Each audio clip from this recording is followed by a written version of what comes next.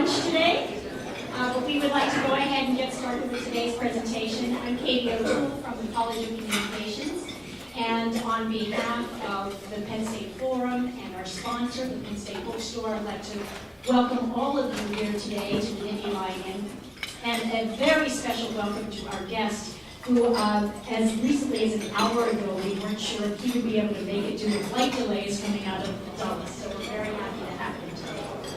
Before we begin, I'd like to remind you that our next forum presentation will be on January 23rd, when our guest will be Dr. David Teplica.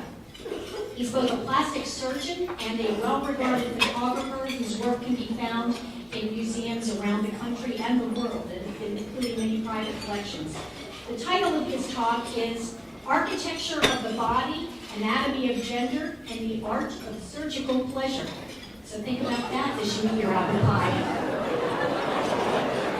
That will be here in the ballroom of the Navy Lion Inn, beginning with lunch at 11:30. And a big shout out to Kathy Chafee from Rittenhour. She is today's winner. Kathy, for winner of lunch to 2 tickets to a future Penn State Forum, and the rest of you, just remember to keep jotting your name on the back of the ticket before you hand it in on the door, and you will be eligible for our next drawing, and sooner or later you're bound to win. So just keep writing your names on the back there. Now today's forum is going to have a slightly different format than usual.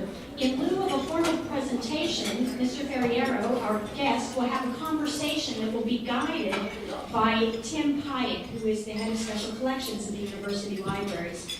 Now, throughout the discussion, you can use the notepads and pens, as usual, that are at your table to write down any questions that come to mind. And our question takers today are Marcy Panko and Kristen Hammond. Marcy and Kristen, could you please stand up and identify yourselves?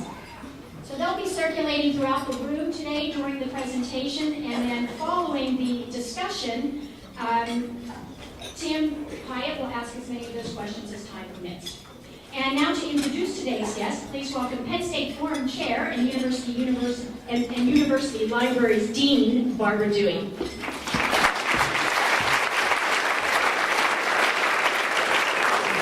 Hello, everyone. I'm so glad to see so many here. It's my pleasure to introduce David Ferriero, who was confirmed on November 9, 2009, as the 10th Archivist of the United States. As Collector-in-Chief, as David refers to himself in his blog, he oversees over 10 billion pages of textual records, nearly 50 million photographs and graphics, nearly 500,000 audio-visual records, as well as several hundred terabytes of digital data. These records are located in 17 states and include the National Archives building on Capitol Mall, as well as the Presidential Library System. David came to the National Archives from the New York Public Library, where he was the Andrew W. Mellon Director. At NYPL, he integrated 4 research libraries and 87 branches into one seamless service for library users, which makes our 24 campuses not seem as big when I read that. Prior to NYPL, David had a distinguished career in academic libraries, where he served as Associate Director of Libraries at MIT and later as University Librarian and Vice Provost at Duke University. David Ferriero represents a number of firsts for the National Archives. First librarian to serve as Archivist of the United States, believe it or not. First Vietnam veteran to serve as Archivist. First Archivist to use social media. First Archivist to appoint a Wikipedian in residence. Today you will hear more about David's vision for making the records of the United States truly available to the public. David has chosen to have Tim Pyatt, Dorothy Forhuck, and head of Special Collections Library at Penn State to interview him about his role as 10th Archivist of the U.S.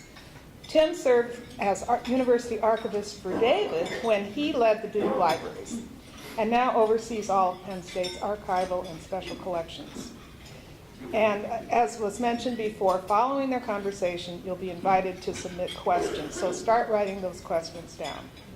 Now, please welcome my friend and good colleague, David Ferriero.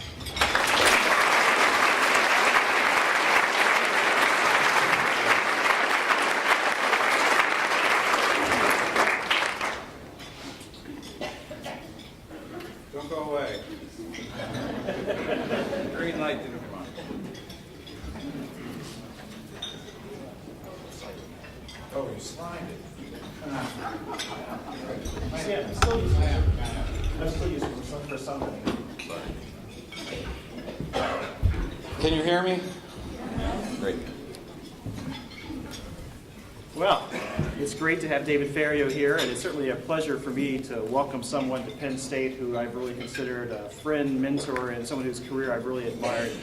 As Barbara mentioned, I had the pleasure of working for David at Duke University, and I really do credit David for a lot for the kind of training and knowledge that has led me to be able to hold the Huck Chair here at Penn State. So Where did I find you? you found me at the University of North Carolina. That's the best thing that happened. So anyway, it's just great to have him here. And so it's also a real pleasure to be able to sort of quiz your former boss. And I've been trying to think about the hardest questions I could possibly ask him about that. Someone wanted me to ask him about the records of the Kennedy assassination, but maybe we'll leave that one away.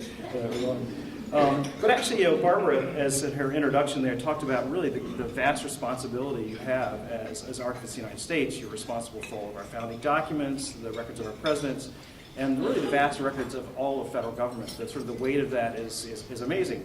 And so how does someone become the Archivist of the United States? Well, you check the want ads. No, not really. This is something out of the blue. The archive was never on my radar screen. I was extremely happy at Duke University. I expected to retire from Duke. I loved the 8 years I was there. I loved the 5 years I was at the New York Public Library. Expected to retire from the New York Public Library. And out of the blue, on a Friday afternoon, a telephone call, my assistant came into the office and said, "The White House is on the phone." And I picked up the phone, and this 12-year-old working on appointments for the president said, "We're looking at you for archivist." No, he said, first of all, this is the killer. He said, first of all, "I'm calling from the White House." And I said, "Yes." And he said, "Aren't you impressed to be getting a call from the White House?" His name is Kyle Watkins. He was working on appointments for the president. We had a very short conversation. I said, "Why, you've never hired a librarian to be the Archivist of the United States. It's a presidential appointment. It's usually someone who's given a lot of money to a campaign. I haven't, contributed a lot of money to a campaign. I'm flattered, but you're looking at the wrong guy. Would you think about it over the weekend?" Kyle said, and I said, "Sure." He called back Monday morning. We had the same conversation. 10 minutes later, an adult from the transition team called to talk to me about what the administration was looking for in the new archivist, someone who was going to help fulfill the administration's open government agenda. Would I come to Washington to talk? So I did, and I became convinced during that conversation that I had something to contribute, and it would be an opportunity to give back to the country in terms of public service. So that was 4 years ago now, and I'm having the time of my life. Well, one of the things that has to be different than when you were at Duke or at the New York Public Library is the fact that you're a major tourist attraction. Many of us have visited the D.C. Mall. Many of us may have gone to see the Declaration of Independence, the Constitution there. And I know you've got, coming up next week, I believe it is, a new exhibit coming up, the Records of Rights, that will focus on the continuing value and influence of our founding documents. And so how does sort of the whole public programming, that sort of whole being the sort of a tourist attraction, sort of fit into the mission of the National Archives, and how do you sort of see that fitting in with your role in promoting the records? Well, actually, my career has been kind of a progression. MIT wasn't much of a tourist place. We had visitors at Duke who came not just as prospective students, but just because of the beautiful, campus. New York Public certainly was a destination place. So that attitude of coming to a beautiful place to see, the Gutenberg Idol, for instance, in New York Public. So I've had, kind of a progression of experiences there, but this certainly is over the top. 44 facilities across the country, so it's not just the main building where the Charters of Freedom are, but across the country from Anchorage, Alaska to Atlanta, Georgia, we play both the research and museum role, public programs, exhibits, to celebrate the records of the country, as well as helping researchers use them. In Washington, we have the opportunity, because of private funding, we have a foundation for the National Archives, which helps us on the museum side of our operation. So we've been able to create something called the Public Vaults, which is an opportunity to expose users, readers, visitors to kind of a sampling of the records of the government, so they get a flavor of what kind of records and how far back they go, as well as the Rotunda, which was designed to hold the Charters of Freedom, the Magna Carta, Declaration of Independence, Constitution, the Bill of Rights. Magna Carta is there also, as on loan. So my, it's kind of been a progression. Well, sort of going from the archives as destination, what about one of the things I think has been really great under your tenure there is how much more you've exposed the archives online. You certainly, by your use of social media, as Barbara referenced in the blog, about your blog, is sort of one way of sort of sharing about that. But there's sort of two programs I'd like for you to talk a little bit about that I think have really made an impact on bringing the public record to the public. One is the Citizens Archivist program, and the other is the Wikipedian in Residence. So maybe you could talk a little bit about both of those programs. Sure. For us. So as you know, as those of you who are here on this campus know, research libraries, academic libraries have been in the digitization business for some time, from the mid-90s. And I think it's safe to say, and I use the model at the New York Public Library, when the digital library at the New York Public Library was created, it was created as the fifth research library, not as integrated within the entire span of the New York Public Libraries. And that's the way we built digital libraries back in the 90s. Like they were physical buildings where you expected people to come to you to find these wonderful treasures.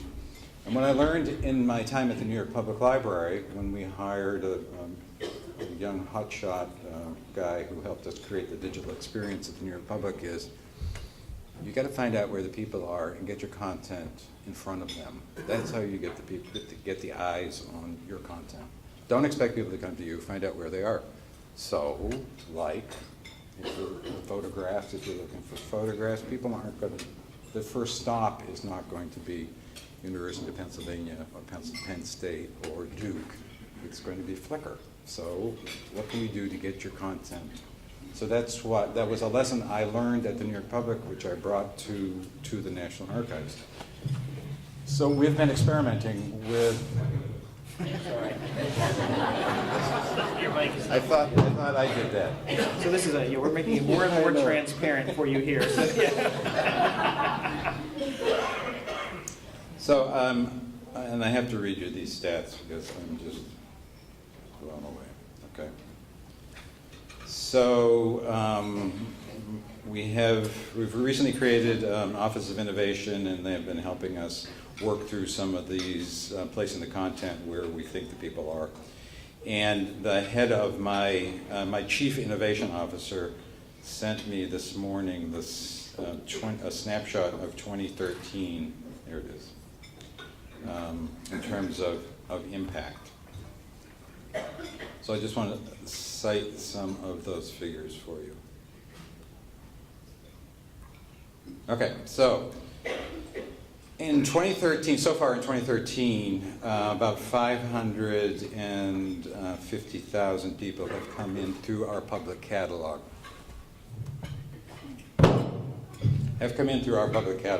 Okay?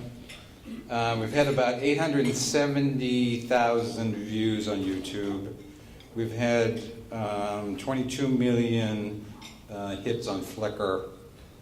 We've had 40 million hits on Facebook. We have 4,000 articles in Wikipedia that have National Archives material, records from the National Archive. And we have had 1.3 billion hits on those records. So that's what I'm trying to do, is to get our content out there where people see it, use it, and can grab it and use it in any way possible. So we're exploiting all kinds of technologies. So the rationale behind the Wikipedian in Residence, we hired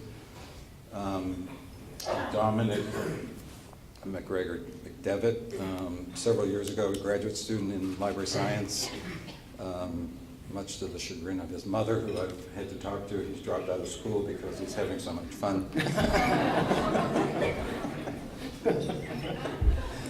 But Dominic's initial contribution to the National Archives was educating my staff about the power of Wikipedia.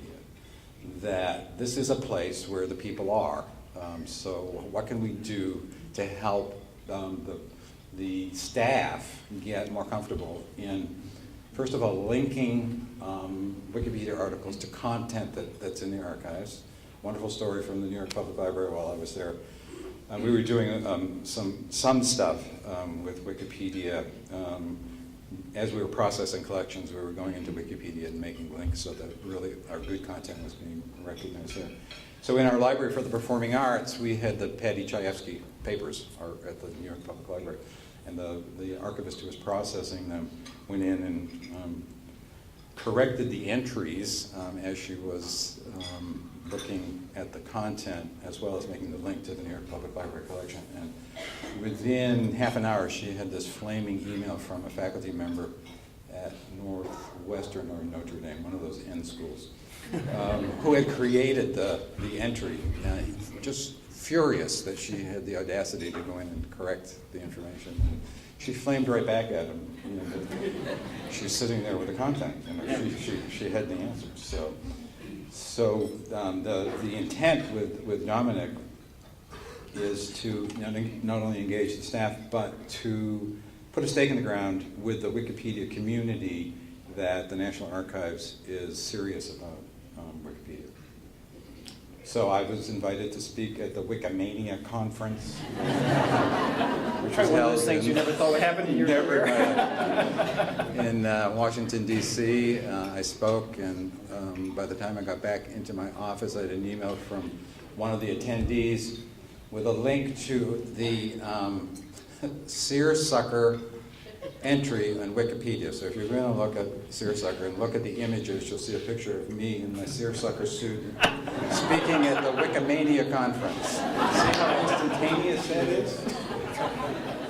You know, one of the things is we as librarians always talk about is how we reach those people who never come through the doors. It sounds like with what you're doing with Wikipedia and some of these other initiatives actually is getting that sort of constituency who would never even think about, like, you know, the National Archives. They're going to that because of the content and not necessarily about where it's physically located.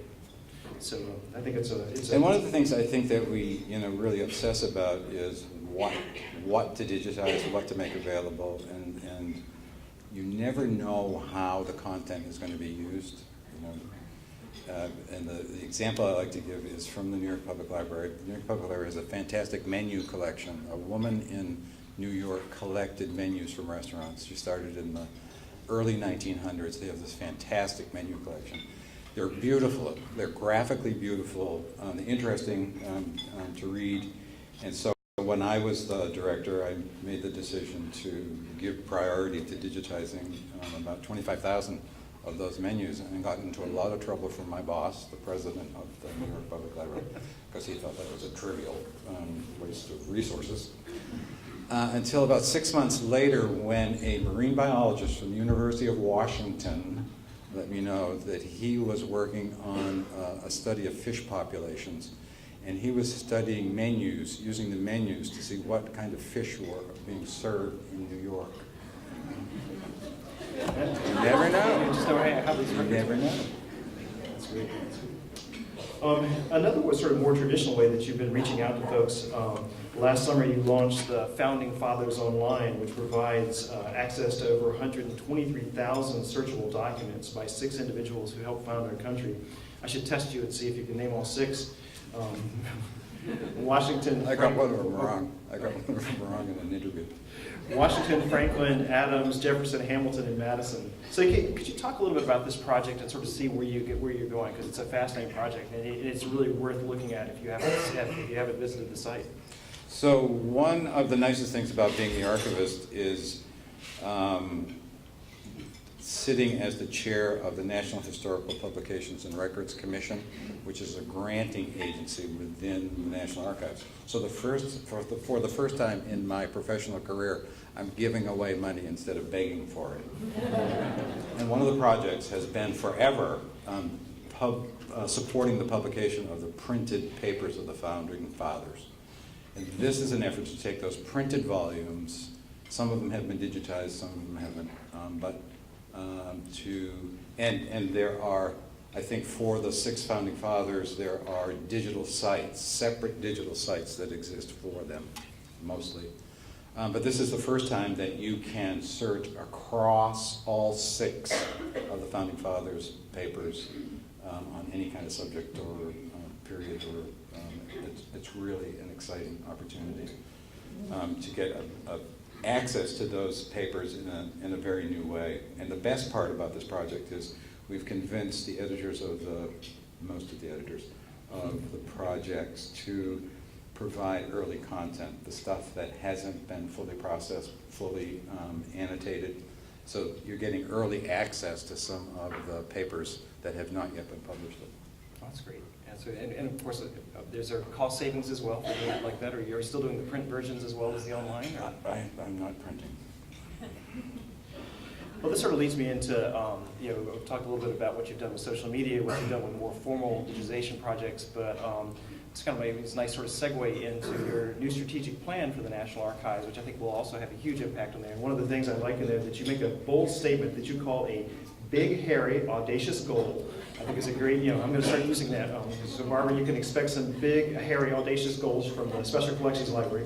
But one of those is to digitize everything in the archives. And I'm getting a lot of grief from my staff about that. Yeah, so with what, over 10 billion documents? So 12 billion. 12 billion, that's right, 12 billion so, that you have. So how is that possible? Sort of how do you see yourself sort of moving forward with that initiative? Strategic plans need to have stretch goals. And my attitude is I want to digitize as much as possible, given what I understand about how people now look for information. Unless we get that stuff digitized, we might as well be sitting on a museum because people won't have access to it. So we are seriously exploring commercial partnerships. We do in the 44 facilities around the country, we do a lot of user-generated content, scanning. They bring in their own scanners and walk out with content. So we're starting to capture that content now to build this repository and exploring all different kinds of ways of making it happen. Sort of taking that from the other end of the thing, so with all the Edward Snowden and the National Security Administration issues, there's obviously a lot of documents that have need for secrecy and classifications, but one of the first things that you had to address after being appointed archivist was the Executive Order 13526. See, I do read your blog. Which directed the archives to advance declassification and the public release of records while maintaining national security. So you talk a little bit about this goal, which in some ways I see is equally challenging as digitizing everything. So this executive order, which was issued at the end of December, mandated the review of about 400 million pages of classified content going back to World War I. Review for release by the end of this month, December 2013. Unfortunately, it didn't give the authority to the archivist to make the decision. It gave me the opportunity to convene the original classifiers to review their decisions and spell out just 2 criteria by which the content can remain classified: weapons of mass destruction and national security. If it doesn't fall into one of those categories, it has to be released. So we have reviewed just about 99% of all of the material. I can tell you that the process that has been developed and the cooperation that we've gotten from the agencies has been tremendous. And a very high percentage of stuff has already gone out to the public. It's been digitized. We've gotten really good press from this. The 6 oldest documents were released. Leon Panetta, before he left the CIA. CIA, of course, was one of the heavy classifiers. before he left the CIA, had this huge press conference bragging about the fact that he was releasing the 6 oldest documents in the tranche. They're formulas for invisible ink from World War I. And people have been submitting FOIA requests forever to get their hands on these documents. And there was actually a note on the file that they were not to be reviewed again until, I think, 2017 or 2027, some ridiculous. So Leon Panetta, as I said, huge press conference, released them. What he didn't say is the reason he released them is that my staff, in reviewing them, had discovered that they had actually been published in 1931. And they found them by using Google Books. So I spent 5 years of my life at the New York Public Library as one of the original Google partners. So I was so pleased. So I have to tell you, though, that we didn't talk about citizen archivists, but one of the ways of engaging the public in this process was to hold 2 open meetings in Washington to get the advice of the general public, scholars. Let us know what are the kinds of records that you're looking for that you've had trouble getting access to that are classified, so it gives us some idea of establishing priorities. And I hosted both of those meetings, and they were exactly the same. The room was split between the Kennedy assassination conspiracy and UFOs. I'm sure you have all the documents of all of those. I'm pleased to report that about 6 months ago now, we released a top secret Air Force report called Project 1974, which was an effort working with a Canadian firm to actually build a flying saucer. So your government spent $10 million to build a flying saucer, and if you go to my blog, you'll see the schematics for this flying saucer. And during the test, the first test, it rose up 4 feet off the ground and crashed. So it was not one that they spotted in the skies? No. The National Archives is responsible for the Information Security Oversight Office. This is the arm of the government that is responsible for oversight of the classification systems in operation in the federal government.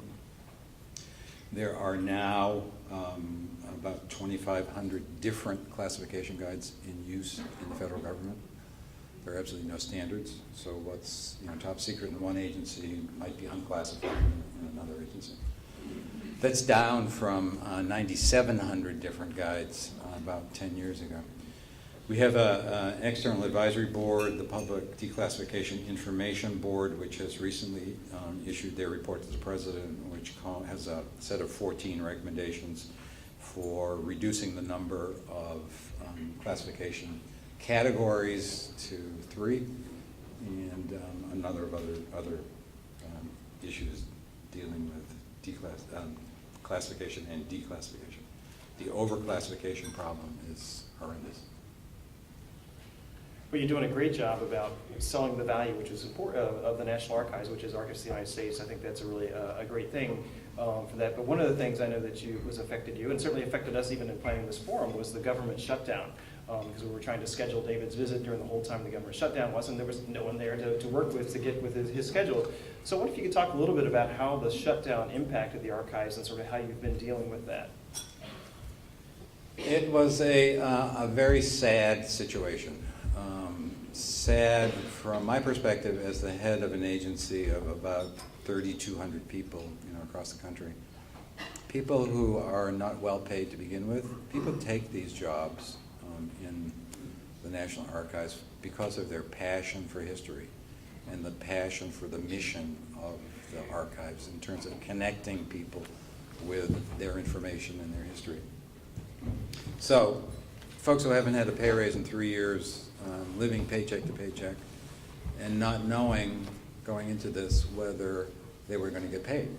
So it was just in terms of morale for the staff, it was incredibly disturbing. And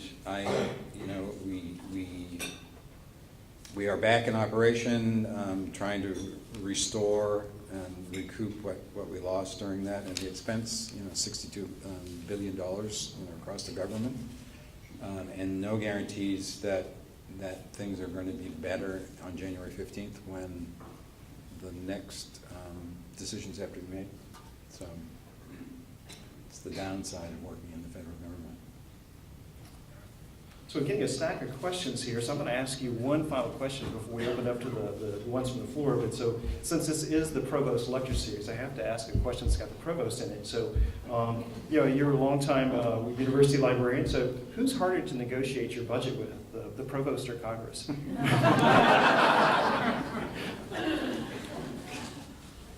Let's see. I've been very fortunate to have really good provosts. Peter Lang at Duke was on my search committee, so we established a very good working relationship from day one. He in fact asked the killer question during my interview. He was the head of the political science department, or in the political science department at that point, and he asked this killer question that was coming from MIT, and he was, how could anyone coming from MIT have any understanding or appreciation for the social sciences and humanities? So I was the humanities librarian at one point at MIT, but worse than that, Peter got his political science degree at MIT. So I said to him, how could anyone who graduated from MIT leave there with an impression that we didn't do political science, humanities and social sciences? Exactly. Well, we have a nice UV. The provost is much easier to deal with than the government. I was guessing from that answer. We've got a number of questions here, so I think we'll work through as many of them as we can, but we can. Oh, and a few more coming. So, so this is actually a good segue. So what is a typical, if you have one, day at work for you? Do you work 7 days a week? Can you ever take a vacation? We're testing that actually this Christmas. It is a 7-day, 24-hour a day kind of job, because you never know. But it's also part of who I am in my need to know what's going on. There is no such thing as a typical day. There's a lot of, we're in the middle of this transformation, reorganization, strategic planning, so there's a lot of internal kinds of stuff going on, recruitment of new staff, paying attention to, when I talked about this chief innovation officer, paying attention to the signals coming from the White House about expectations from the agencies. So this innovation, focus on innovation is something that we've spent a lot of time getting right. So there's a lot of ceremonial stuff. What I was just working on, the Secretary of Commerce wants to come on Saturday morning with some friends to look at some Lincoln stuff. We do a lot of programming, exhibition openings, visits to the Hill, sucking up to Congress. We're the best kept secret in Washington. We do orientation visits for new members of Congress. People drag their families, members of Congress drag their families and staff into the archives all the time. So there's a lot of that meet and greet kind of stuff. And then, I have 44 facilities, so getting out and traveling around the country, meeting with, I'm on my way tomorrow morning to the Carter Library. We're hiring a new director of the Carter Library, so I'm meeting with the president and Mrs. Carter to talk about this new director. So there's no such thing as a typical day. I should say David was very generous at this time when we launched a book, A Few Good Women. Actually, I think I saw Lee Stout here, who's the author of that. We actually did that at the National Archives, so it was kind of great that he was there hosting it and welcoming everyone. I've put a huge premium on public programs that celebrate the books that were written with content from the National Archives. So I want those authors to come in and talk about how they use the records, and that's been a lot of fun. So next question, the engagement with Wikipedia is wonderful, thank you. Are the archives and other somewhat similar institutions able to provide any funding support to Wikipedia? Yeah, I wish. That's a very good question. We can't, as a federal agency, do that, but Wikipedia could apply for an NHPRC grant. So I will pass that on to Dominic. Yeah, thanks for asking the question. So, this is one that people have seen your blog, they'll know part of the answer to this question. So what is your favorite part of the collection, and how often do you actually get to play with the collections?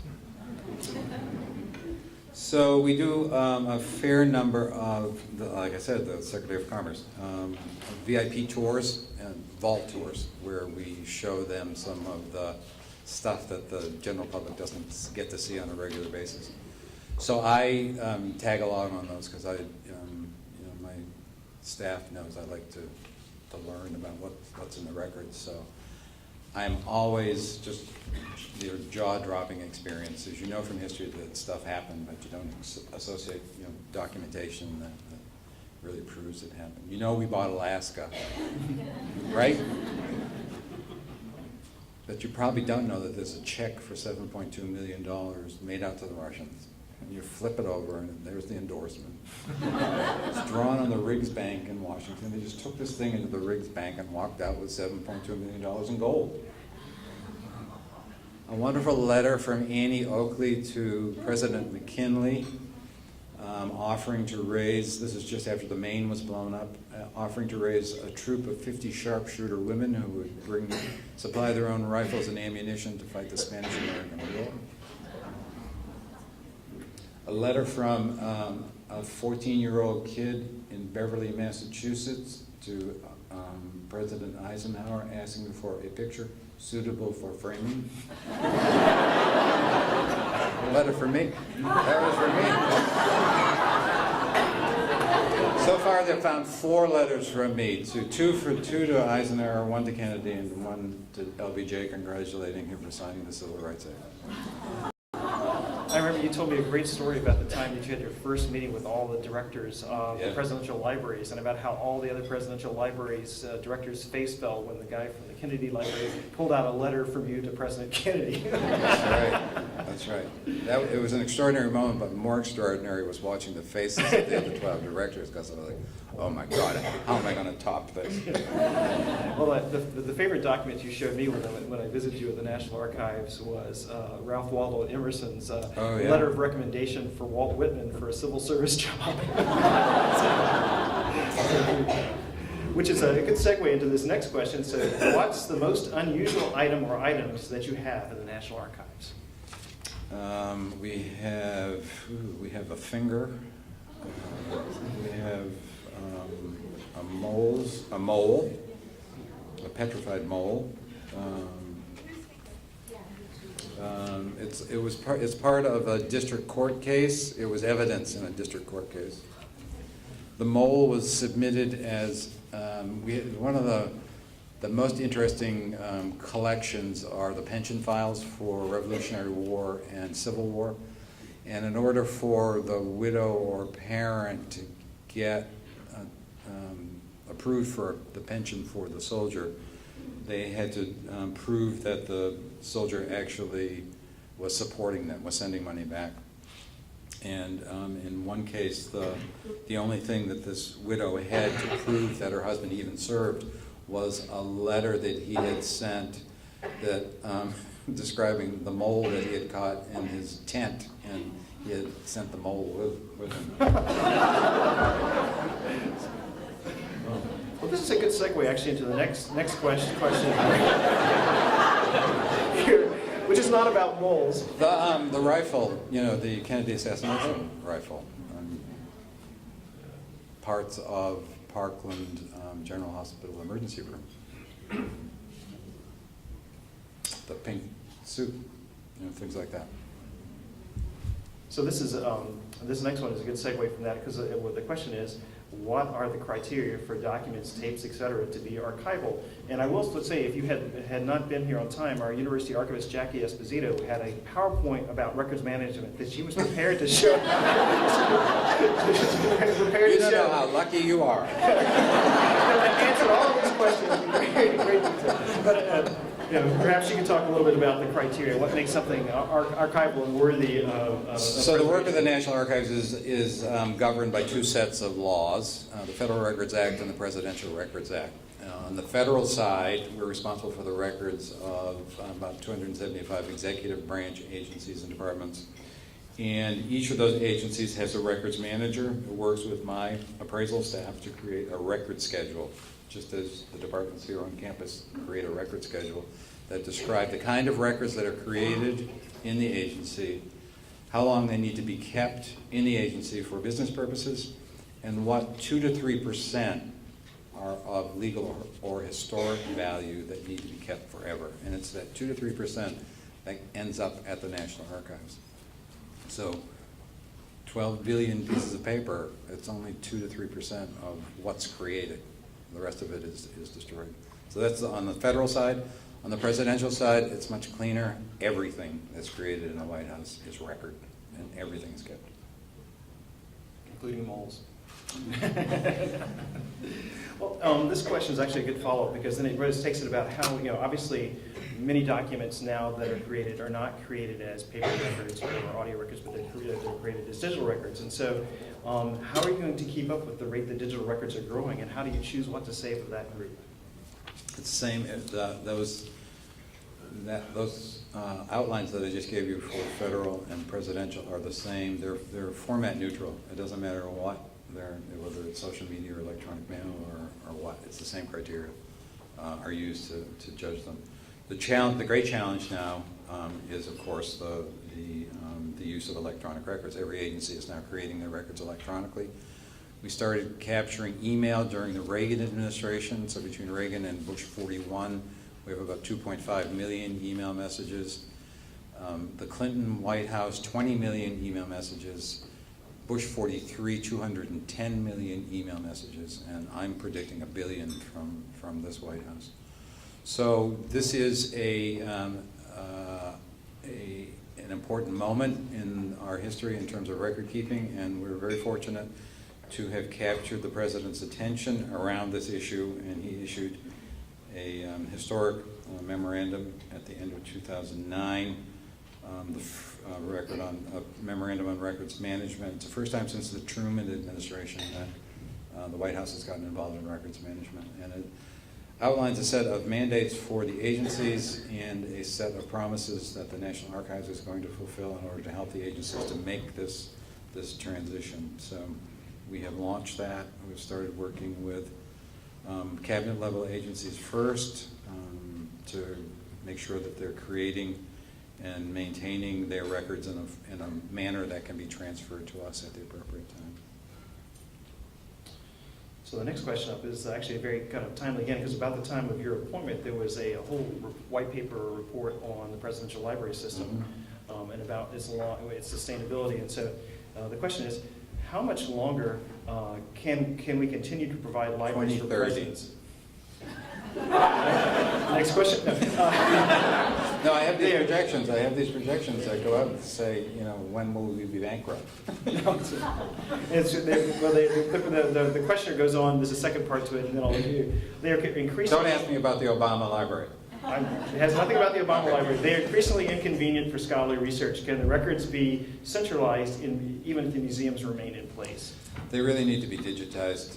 I don't care where the originals are, but they really need to be digitized so people don't have to travel to use them. So that's part of my goal, to digitize everything. It includes the presidential library materials. So in September 2009, the Archives presented to Congress, at Congress' request, a white paper on models for the future of presidential libraries. It was controversial among the directors of the presidential libraries because they weren't involved in creating the document. It was before I got there. So when I inherited this, I had them work on the document themselves, and it's taken a while. But we now have a new document that we're reviewing. It's of all the things I worry about in my entire span of responsibilities, it's the presidential libraries where I spend most of my time. They now about 25% of the budget is presidential libraries. The model is a private foundation builds the library and museum, and when the library is opened, they build to our specifications, but it's a private construction project, and it gets turned over to the federal government at the dedication of the facility. And starting with Clinton Library, a modest endowment comes with it, and it's increased several times, so that when the Obama Library is built, 60% of the operating expense has to come from the foundation. So that's one model that is in place. But I can tell you based on experience that the foundation, the ability of the foundation to raise money is directly proportional to when the president died. So the Herbert Hoover Foundation is not raising a lot of money.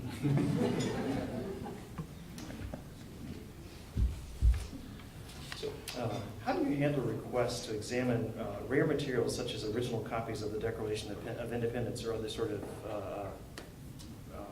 highly important, highly valuable documents? The Declaration of Independence is on display 24 hours. No, we don't let anyone, if you're talking about actually getting up close and personal with it, you don't. So another question. Each of us have... But we've digitized, really all of the high-end stuff. So there are opportunities to use those. But if you've got a legitimate reason why you need to see the original, that's not a charter, we can make arrangements for that.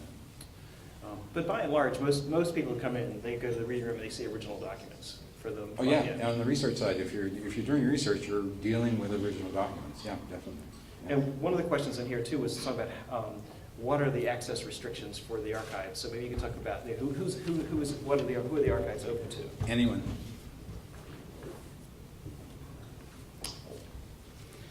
Now, maybe this is a factor of, this is a great question, so even though it came in last, I'm going to ask it next, because, even though obviously you're great Argos of the United States, they want to know what your term limit is and what's next for you. So, no one ever, during the whole interview process, when I finally got to apologize to Kyle Watkins for not taking him seriously, no one ever talked about, what's the term here? Is this, and it was the public printer, the head of the government printing office, who came to welcome me to Washington and handed me a copy, especially bound copy with my name engraved on the front, of the law governing the National Archives. And in it, it spells out the term, which is life. So in order to be removed, the president has to show cause. I have to have killed someone or something, and then it has to be approved by both houses. So, and the reason he brought it to me because he's so jealous, because that's not his. It is a presidential appointment, but it can't be tied to an administration because of the nature of the work. We deal with both sides of the aisle. So great. I'm trying to figure out which ones to do next. So I'm going to know the answer to this one. Was Mount Rushmore ever used to hold any documents or government items as it was designed? I guess. I love that story, and that's something I never knew until I became the archivist. That there was a cunning plan to build a vault in Thomas Jefferson's head on Mount Rushmore, and in fact, the door is there because I have pictures of it. The rock was so hard that they abandoned the project. But I'm told that was the goal was to actually house the charters in Thomas Jefferson's head. Not a luxury suite for Cary Grant. No, but a worse story is that the National Archives was built. That rotunda was built to hold those documents. In fact, the little tabernacles were built within the rotunda that housed them. This is 1935, the building opened. The charters, the documents had been in the State Department, in the custody of the State Department, and then moved to the Library of Congress. In 1935, when the building opened, the Librarian of Congress at that point refused to release the documents. And it wasn't until 1952, when he died, that the charters actually came to the National Archives. It's a great Washington story. This question has to do with your public outreach. So each of us has our own personal collections and in fact our own personal archives. And so how does the National Archives reach out to help others to learn how to preserve their own collections? We do a lot of public programs about how to use the resources of the National Archives, but also things you should be thinking about with your own collections. Our preservation folks do have a fair twice a year where people can bring in photographs and film and paper and get some advice on what they should be doing. I'm very proud of our preservation folks. They're really very talented. And we've got a terrific exhibit up now, the Iraqi Jewish Archives. About 20,000 items found in horrible conditions in the basement of Saddam Hussein's headquarters, which have been preserved and restored by my preservation staff with funding from the State Department. And on a slightly different take, so in your comments today, you've mentioned about the Google Books Library Project. This person wants to know what's the status of the Google Books Library Project, and I'll add a follow-up, and is the National Archives going to figure out a way to participate? I think, I'm really concerned because I think the library project is dead. I don't think Google is interested in books anymore. I think they've moved on. And I'm hoping to get them interested in paper, to move. They've never been interested in archival collections. They've always been so book-oriented. But they're on my radar screen. And this one goes back to your time at New York Public. Museums in New York sometimes charge admissions of $25 or more. As a former director of the New York Public Libraries, do you think the day will come when libraries charge admission? Ooh, I hope not. I don't think so.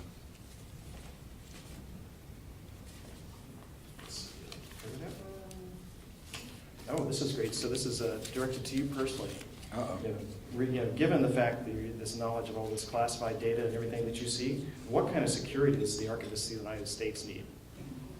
Need or have? I saw those guys with their hands on the ears at the airport when I... It's funny, I was just telling a staff member yesterday, I saw this episode of NCIS where the director had been kidnapped, and there was this conversation with the kidnapper and the director about negotiation, and she made the statement that the federal government does not negotiate on the behalf of federal agency heads. And I'm sitting there saying, like me? I mean, you wouldn't negotiate for my release? No, there's no special security.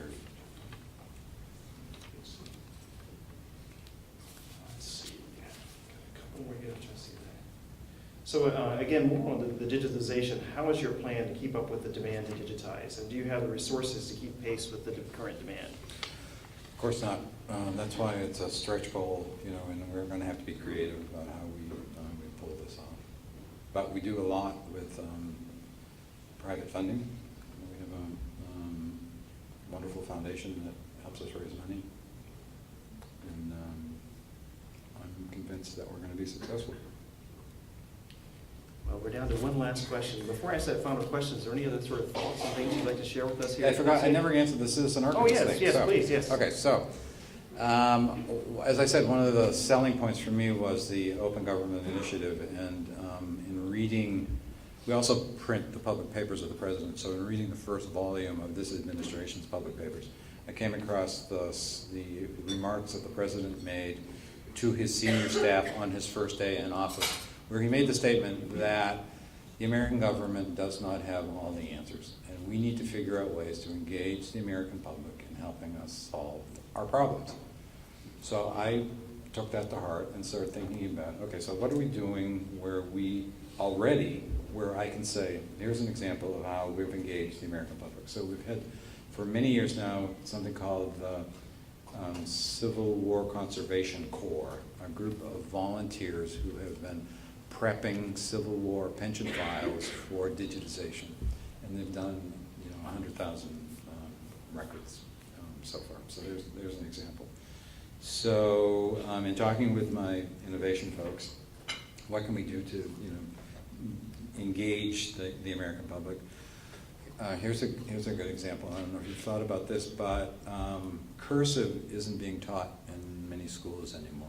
And I'm sitting on billions of pieces of paper in cursive. And we've got all these kids who can't read our records.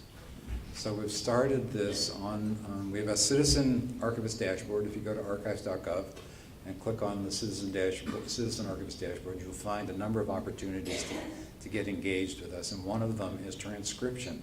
And we've loaded thousands of our records in, and people are actually transcribing for us. So there's that. There's photographs that can be tagged. We have this wonderful program with the State Department where volunteers from the State Department are coming in tagging their own photographs, which is really great. One of the projects that I'm really proudest of is a project that we were doing with NOAA about weather. So NOAA is interested in doing long-term studies of changes in weather. And we have in our records all of the ship's logs of every Coast Guard or Navy vessel. So we're partnering with them to digitize, at their expense, to digitize these logs. And we're doing right now, we're in the Pacific Northwest in the 1840s, 1850s. They're interested in the weather. On the left-hand side of the log, we're interested in what was going on, why was the ship there, what's the history here. So it's a win-win situation for us. The oldweather.com, which is a British outfit, has this fleet of transcribers who's transcribing all this information.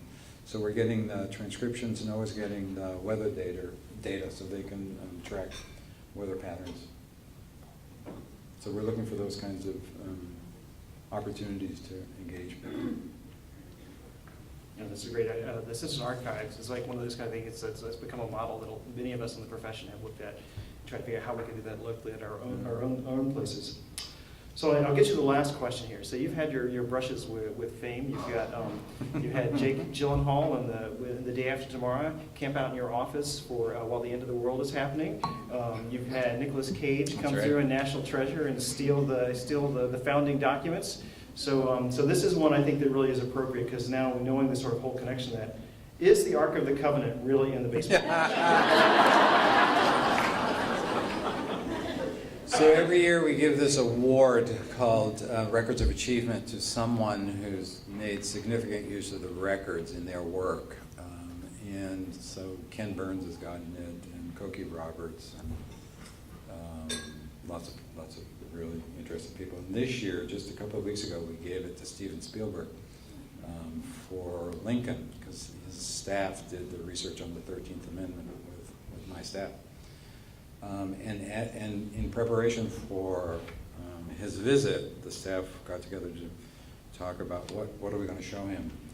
And someone did suggest, how about the Ark of the Covenant? Which is in an undisclosed location. Oh. He was absolutely extraordinary. He was, talk about someone who really cares about history. When he saw the originals of this stuff, like the voting record for the 13th Amendment, he was actually in tears. It was really very moving. It was great. Well, before we thank you, David, I'd like to invite Dean Dewey up.